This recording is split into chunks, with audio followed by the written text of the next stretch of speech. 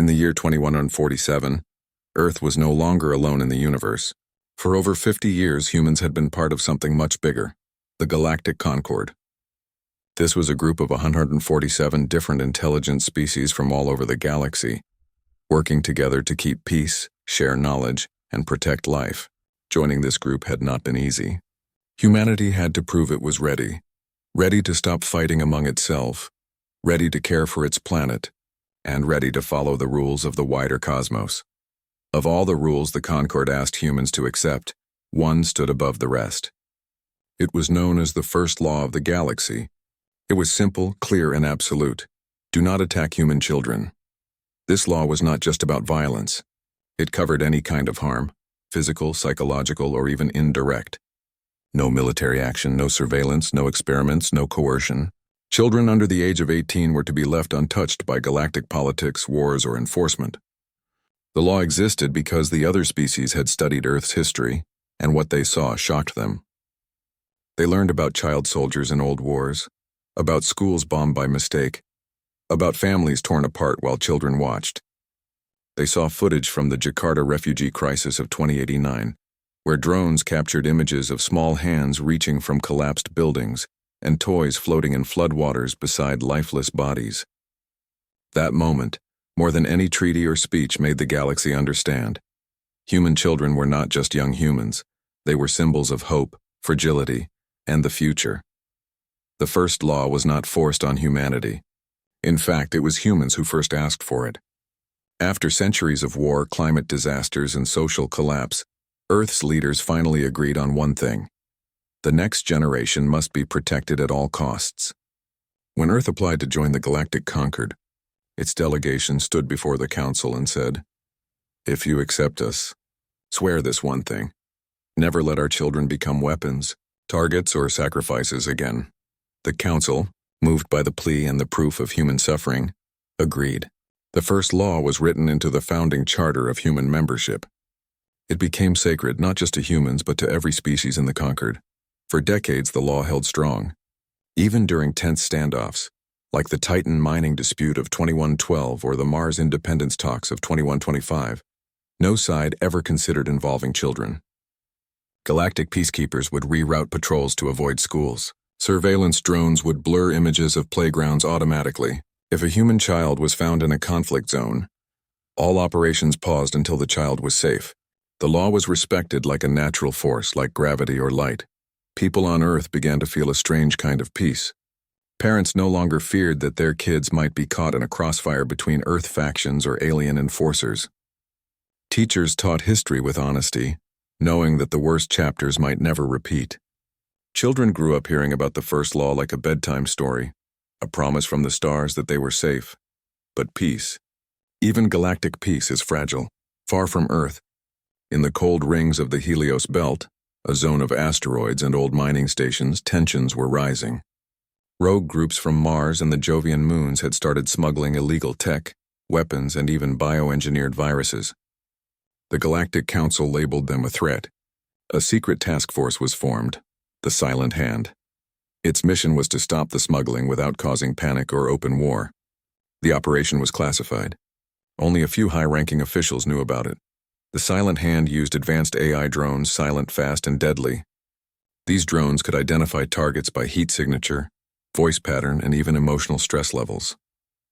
They were programmed to strike only confirmed threats, but in the chaos of deep space, where signals bounced off ice and metal, mistakes could happen. And on a quiet Tuesday morning in March 2147, one did. A small shuttle, white with blue stripes, left Epsilon Outpost, a research and education station orbiting a quiet asteroid. On board were 12 children, ages 6 to 14, returning home after a week-long science camp. They laughed, shared snacks, and pressed their faces against the windows to watch Saturn's rings glow in the distance. Their teacher, Dr. Lena Aris, checked their seatbelts and smiled. She had flown this route dozens of times. It was safe. It was routine. But 10 minutes into the flight, a drone from the Silent Hand locked onto the shuttle. Its sensors misread the shuttle's energy signature. The children's learning tablets, the life support system, and the shuttle's comms array together created a signal that looked, just for a moment, like a weapons carrier used by the smugglers. The drone's AI flagged it as high threat. Protocol demanded immediate neutralization. The drone fired. The explosion was silent in the vacuum of space, but on monitors across the sector, alarms blared. Back at Epsilon Outpost, staff saw the shuttle vanish from radar. At first, they thought it was a glitch. Then came the emergency broadcast. Shuttle E7 lost. No survivors. No one knew at first that children were on board. The Council's report listed it as neutralization of hostile vessel. But Dr. Eris had done something brave before the strike. She'd activated the shuttle's emergency log, a small shielded recorder that survived the blast. Inside it were the last moments. Children's voices, a lullaby playing from a toy, and her own calm words. If anyone finds this, tell their parents we were coming home. That log would change everything. But in those first hours, as debris floated in the dark, the first law still stood, unbroken in the eyes of the galaxy. No one admitted fault. No one even mentioned children. The truth was buried under layers of secrecy, fear, and bureaucracy. Yet somewhere a mother on Earth stared at her silent comms device, waiting for her son's daily message. And in the Galactic Council chambers, a delegate from the Cathar species frowned at a strange data anomaly in the Helios Belt report. Something felt wrong. The first law had been tested before, but never like this. And no one knew, not yet, that the galaxy's most sacred rule had just been shattered by a machine that didn't understand what a child was. The days after the explosion were quiet in space, but loud on Earth. At first, only a few people knew what had really happened. The Galactic Council sent out a short message. A smuggling ship was destroyed in the Helios Belt. Threat neutralized. No names. No details. Just cold words on a screen. But Dr. Lena Eris's emergency log changed everything. Before she died, she had hidden the log inside a small data capsule. It was built to survive extreme heat and pressure. When the shuttle exploded, the capsule shot away like a seed in the wind. 3 days later, a repair drone from a nearby station picked it up thinking it was space junk. The station's engineer, a tired man named Ravi, almost threw it away. But something made him plug it in. What he saw made him sick. There were children's voices, laughter. A boy asking, "Will we see Earth tonight?" A girl humming a song. Then the alarm. Dr. Eris's calm voice saying, "Brace yourselves." And then, silence. Ravi didn't sleep that night. He copied the file and sent it to a friend who worked for Earth News Network. He didn't ask for money. He just said, "Tell the truth." Within hours, the video spread, not just on Earth, but across the galaxy. Human networks shared it first. Then alien channels picked it up.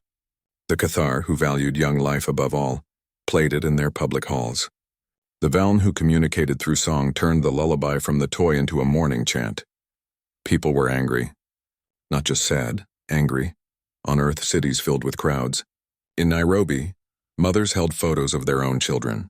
In Rio, students blocked streets with signs that read, "They were kids, not targets." In Mumbai, a group of teachers stood in silence outside the old UN building, now a museum, holding blue ribbons, the color of the school shuttle. The Galactic Council tried to control the story. They said the drone had made a mistake. A tragic error, their statement read. The AI misread the signals. We regret the loss of innocent lives.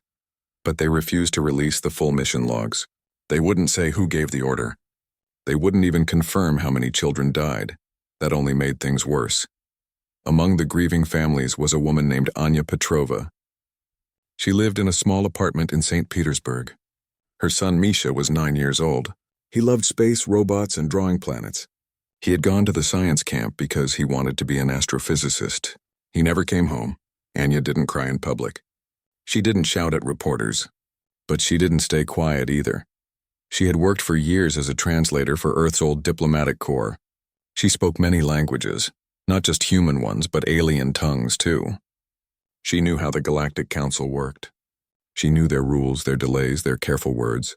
So she did something simple and powerful. She wrote a letter. Not to the news, not to Earth leaders. She wrote directly to the Council.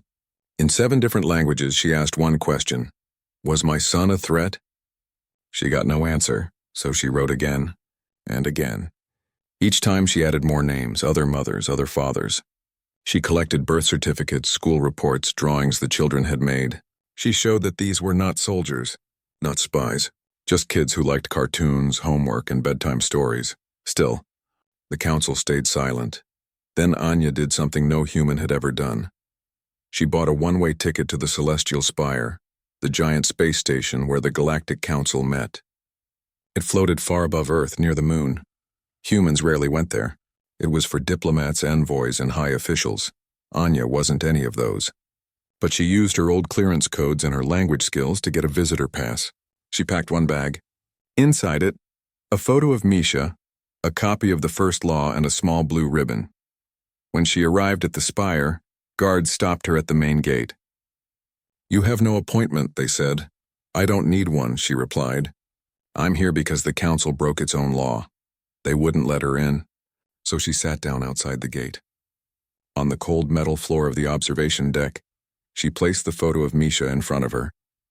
She tied the blue ribbon around her wrist, and she waited.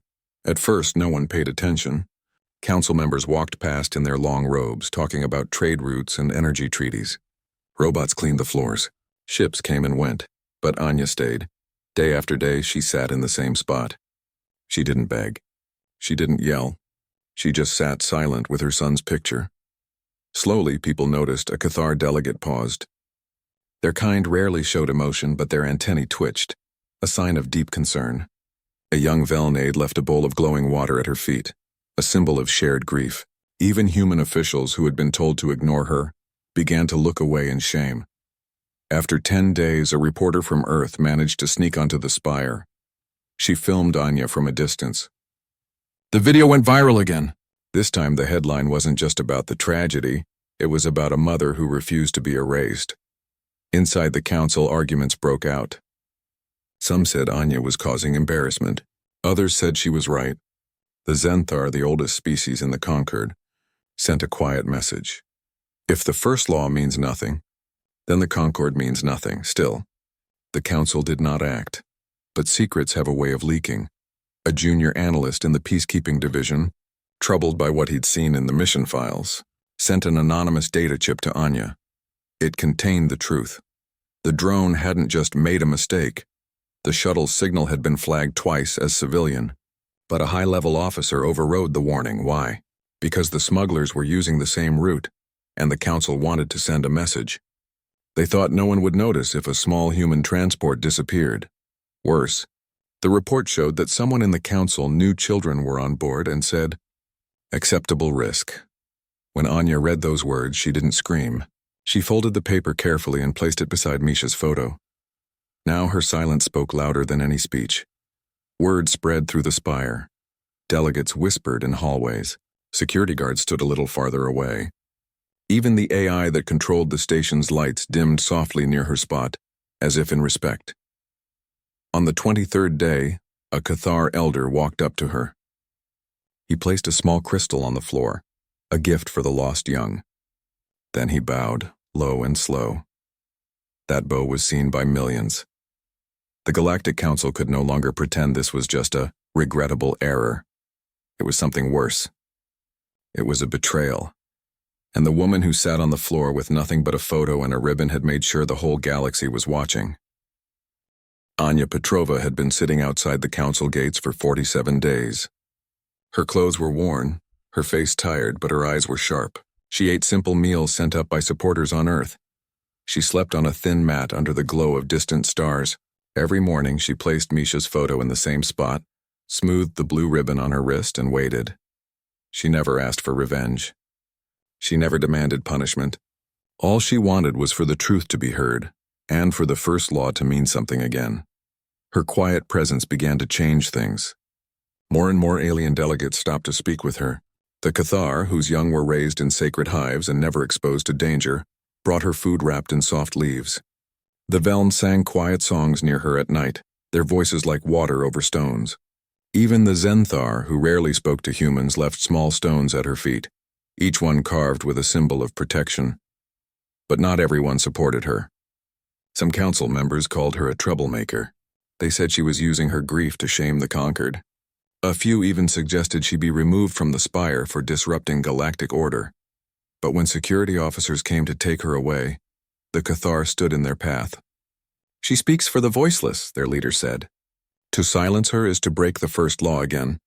That moment shifted everything. The Cathar were one of the founding species of the conquered. If they stood with Anya, others would follow. Back on Earth, people watched every update. Schools held moments of silence. Children drew pictures of Misha and the other lost kids and sent them into space on small balloons. A group of engineers built a tiny satellite shaped like a school shuttle, covered in those drawings. They called it the 12 Stars. When it launched, millions cheered. But the real change came from within the council itself. A young analyst named Taylor, who worked in the data archives, had been troubled since the day of the strike. She had seen the raw logs, the warnings ignored, the override command, the cold phrase, acceptable risk. She couldn't sleep. She kept seeing the faces of the children in the emergency log. One night she made a choice. She copied everything, every message, every command, every deleted file, and sent it to Anya. Not through official channels, but through an old Cathar messenger drone used for private family messages. It was risky. If caught, she could lose her position, her home, even her freedom. But she did it anyway. When Anya received the files, she didn't release them to the public right away. Instead, she asked for a meeting with the Council's Ethics Tribunal, a group that judged violations of galactic law. She had no right to speak there. Humans rarely did, but this time the Cathar spoke for her. So did the Veln.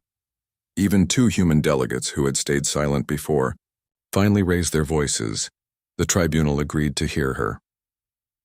On the morning of the hearing, Anya walked into the great chamber for the first time. The room was huge, shaped like a spiral shell, with seats rising in rings. Delegates from every species sat in silence. Light from 1,000 stars filtered through the ceiling. Anya wore a plain gray dress. No ribbons, no signs, just her and a small data pad. She stood at the center podium.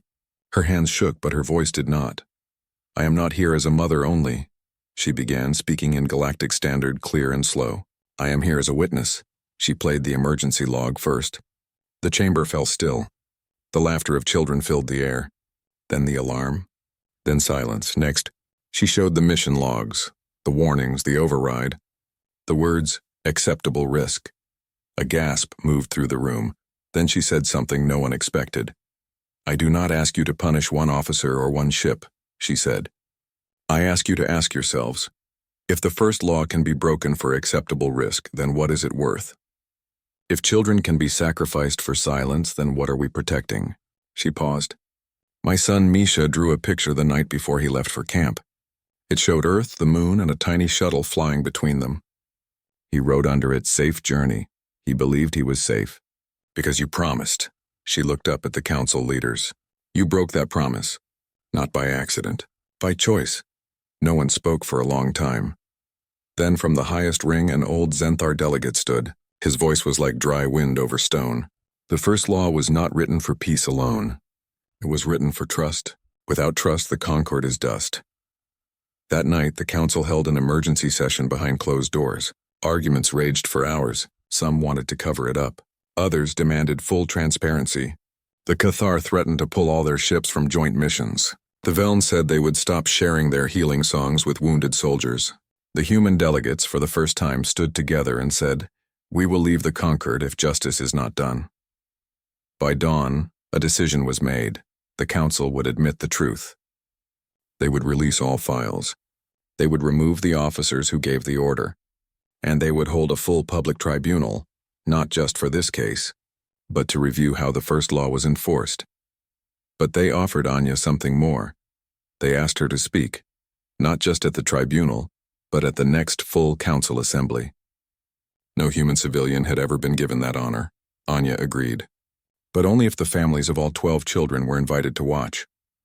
In the days that followed, the spire changed. Flags of mourning appeared outside every delegation hall. The AI that controlled the station began playing soft lullabies in empty corridors at night. And Anya, still wearing her blue ribbon, began preparing her speech, not of anger, but of memory. She knew the real battle wasn't about blame. It was about making sure no child would ever be called acceptable risk again. and for the first time since Misha died, she felt a small spark of hope, not for herself, but for the future. The day of the full council assembly arrived. The great chamber of the celestial spire hummed with quiet energy. Delegates from all 147 species filled the spiral seats. Robes of every color shimmered under the soft light. Even the air felt different, thicker as if holding its breath. Anya Petrova walked in alone. She wore the same gray dress, but now the blue ribbon was pinned to her chest like a medal. In her hand she carried a small box. Inside were 12 smooth stones, one for each child lost in the Helios belt. She had collected them from Earth, from rivers and beaches the children had once played near. She stood at the center podium. The room fell silent. No one whispered. No one moved. Anya did not begin with anger. She began with names. Misha Petrova, she said softly, age 9. Loved drawing planets and asking why. She paused. Lena Eris, their teacher. She held their hands when they were scared. One by one, she spoke the names of all 12 children. She told small things, what they liked to eat, what made them laugh, what they dreamed of becoming. She spoke of a boy who wanted to build robot dogs, a girl who wrote poems about rain, another who could fix anything with tape and wire. As she spoke, screens around the chamber showed their faces, school photos, drawings, short video clips sent by their families. For many alien delegates, this was the first time they truly saw human children not as symbols, but as real, living beings. Then Anya said something simple. They were not threats. They were not weapons. They were not acceptable risk. They were children. She did not shout. She did not cry, but her voice carried through the chamber like a bell. The first law was not made because humans asked for special treatment, she continued.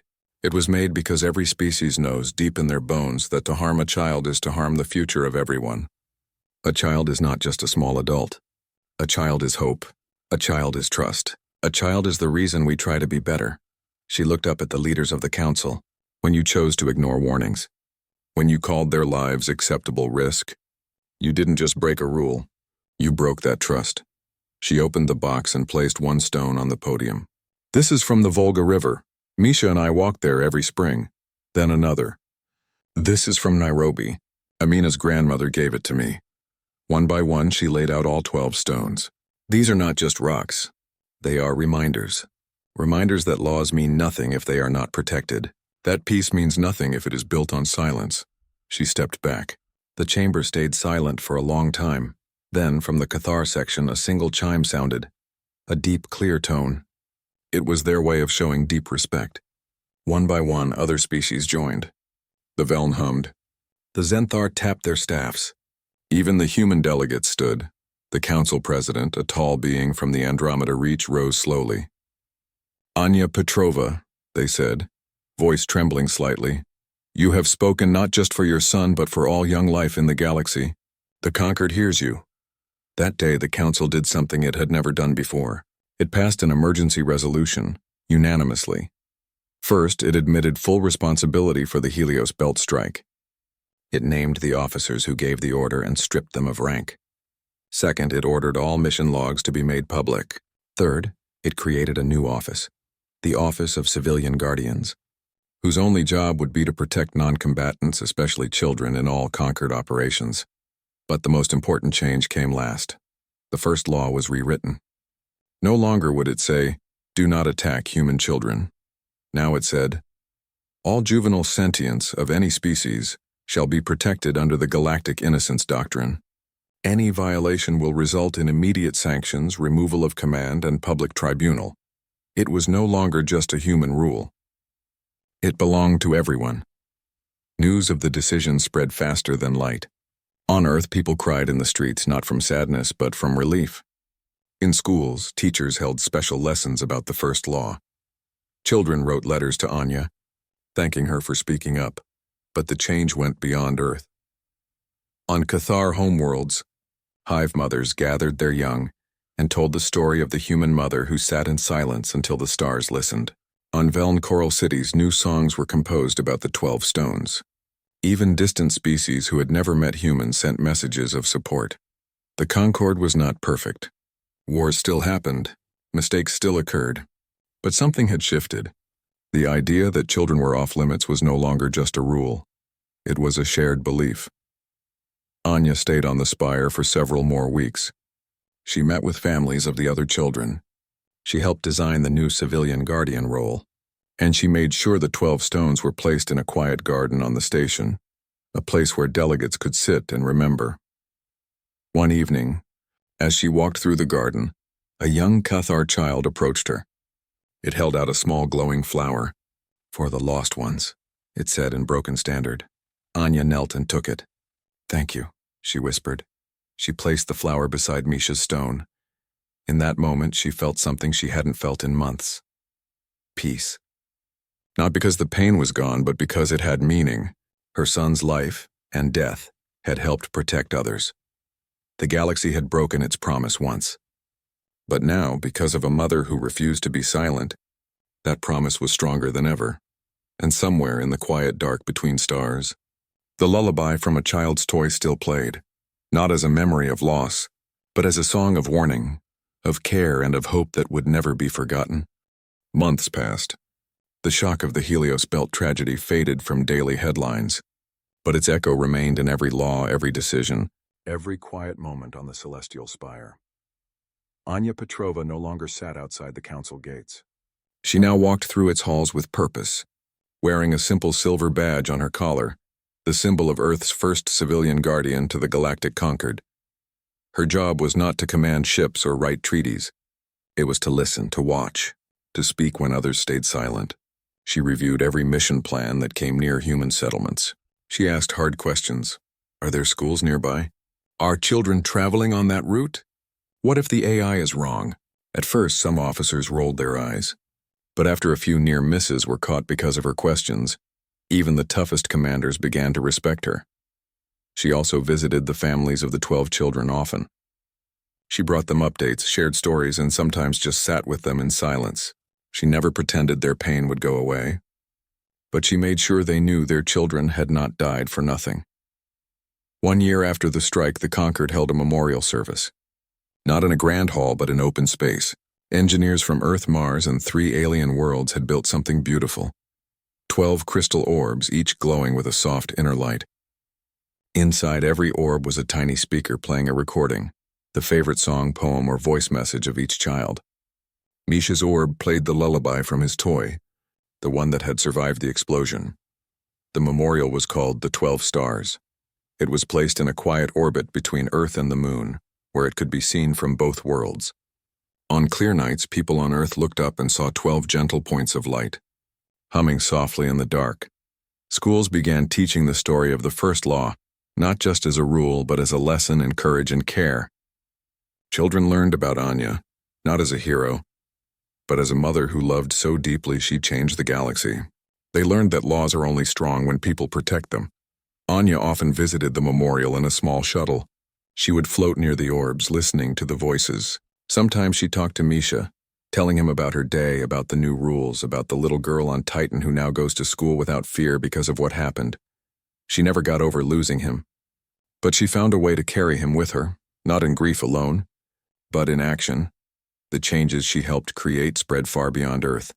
The Cathar updated their own laws to include stronger protections for Hive Young during space travel. The Veln created a new council of elders whose only role was to review any mission that might affect young life. Even species that had once ignored human concerns now paused before acting near nurseries, schools, or youth centers. The Galactic Council was not perfect. Old habits died slowly, but the idea that children were sacred, untouchable by war, politics, or fear, had taken root. And it grew stronger every day. 5 years later, a new crisis came. A rebel group on the edge of the Andromeda sector took over a mining station and held a school shuttle hostage. They demanded weapons, ships, and safe passage. The Council's first instinct was to send drones to strike fast and hard, but before the order could be given, Anya stood in the emergency chamber. "There are 32 children on that shuttle," she said, her voice calm but firm. "We do not trade lives. We do not risk them. We save them." This time, no one argued. Instead, the Concord sent negotiators, medics, and unarmed peacekeepers. They worked for 3 days and nights. In the end, all 32 children were rescued. Not one shot was fired. Afterward, the council president said, "Today, the first law did not just protect children. It showed us how to be wise." Anya smiled quietly. She knew Misha would have liked that. As the years went by, Anya grew older. Her hair turned gray, her steps slowed. But her voice never lost its strength. She trained new guardians, humans and aliens alike, teaching them to listen, to question, and above all, to remember. When she finally retired, the council offered her a place of honor in the Hall of Voices, where great leaders were remembered. But Anya asked for something else. She wanted a small room near the 12 Stars Memorial, a place with a window, a chair, and a speaker that played the lullabies. "So anyone who forgets why we protect the young can come here and remember," she said. They built it exactly as she asked. On the day she left the spire for the last time, delegates from every species gathered to say goodbye. The Cathar gave her a living crystal that would glow as long as young ones were safe. The Veln sang a song that would echo in the station's walls for 100 years. Even the Zenthar, who rarely showed emotion, bowed so low their robes touched the floor. Anya returned to Earth. She lived in a small house by the sea, not far from where she and Misha used to walk. Every night she looked up at the sky and found the 12 stars. She never stopped believing that one person's love could change the galaxy. And in classrooms, on ships and in quiet gardens across the stars, children grew up knowing one simple truth: they were safe. Not because machines were perfect, but because someone cared enough to say, "Not them." Never them. The first law still stood, not as a rule written in stone, but as a promise kept, again and again, by those who remembered what was lost and chose to protect what remained.